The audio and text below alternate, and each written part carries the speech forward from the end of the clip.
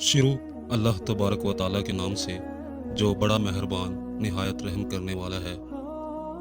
رسول اللہ صلی اللہ علیہ وآلہ وسلم نے ارشاد فرمایا، زمین کے اوپر اور آسمان کے نیچے کوئی بھی آدمی ابو ذر سے زیادہ سچا نہیں ہے۔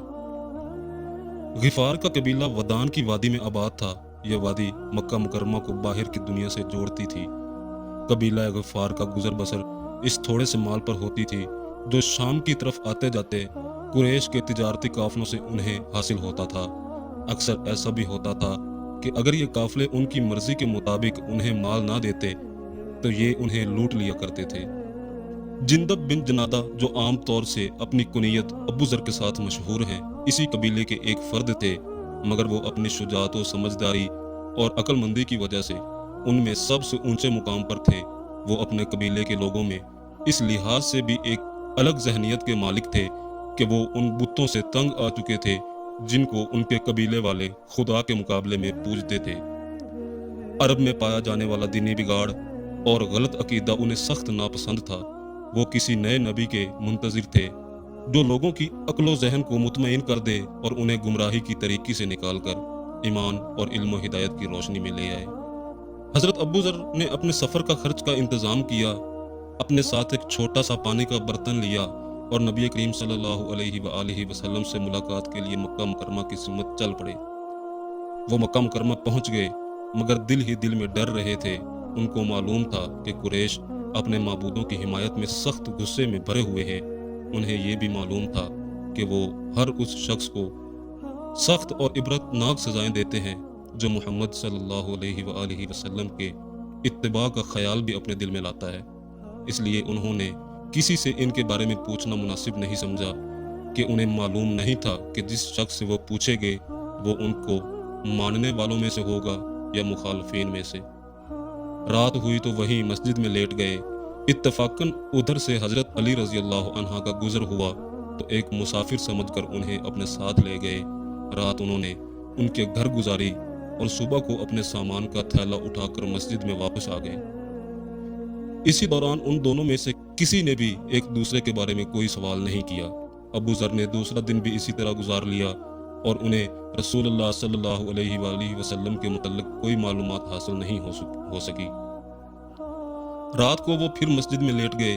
حضرت علی رضی اللہ عنہ کا ادھر سے گزر ہوا تو انہوں نے ان سے کہا، کیا تمہیں ابھی تک اپنی منزل نہیں معلوم ہوئی؟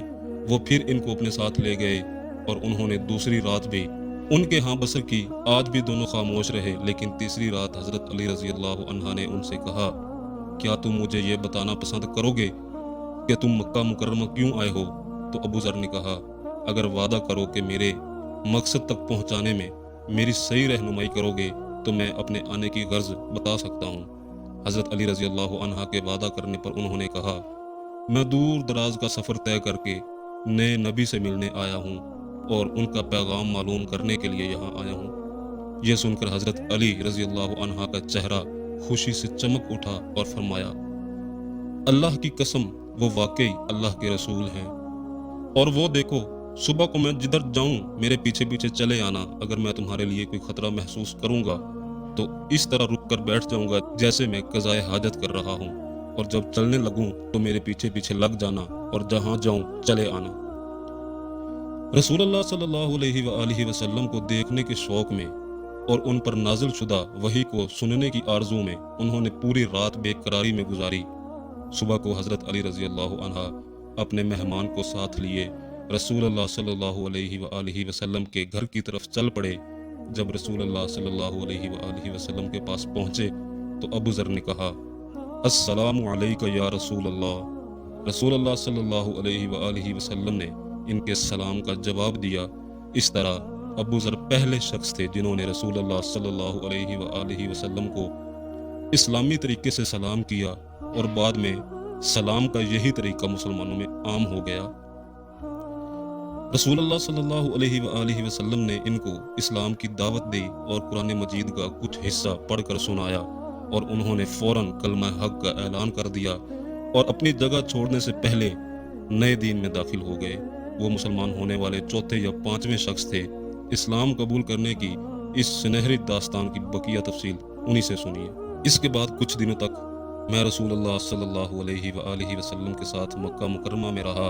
اس دوران آپ صلی اللہ علیہ وآلہ وسلم نے مجھے اسلام کی تعلیم دی اور قرآن پڑھنا سکھایا۔ پھر فرمایا، مکہ مکرمہ میں کسی شخص کو اپنے مسلمان ہونے کی خبر نہ ہونے دینا، مجھے اندیشہ ہے کہ وہ تم کو قتل کر دیں گے۔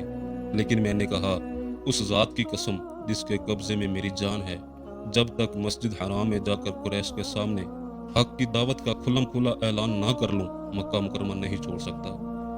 رسول اللہ صلی اللہ علیہ وآلہ وسلم نے یہ جواب سن کر خاموشی اختیار فرمائی۔ اس کے بعد میں مسجد گیا۔ اس وقت قریش کے لوگ بیٹھے ہوئے آپس میں باتیں کر رہے تھے۔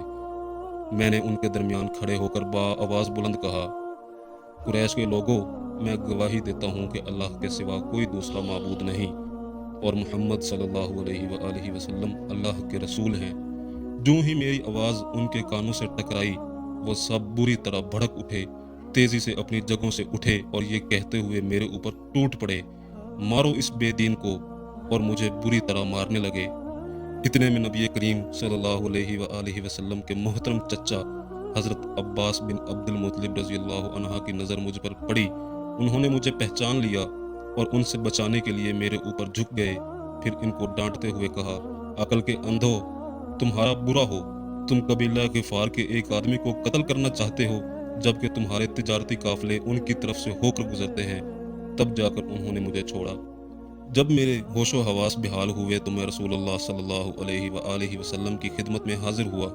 آپ صلی اللہ علیہ وآلہ وسلم نے میری یہ حالت دیکھ کر فرمایا، کیا میں نے تم کو ابھی اپنے اسلام کے اعلان سے روکا نہیں تھا؟ میں نے عرض کیا، یہ میری دلی تمنا تھی جو میں نے پوری کر لی۔ پھر آپ صلی اللہ علیہ وآلہ وسلم نے فرمایا، اپنے قبیلے میں جاؤ، جو کچھ یہاں دیکھا اور سنا ہے انہیں بتاؤ اور ان کو اللہ کی طرف بلاؤ۔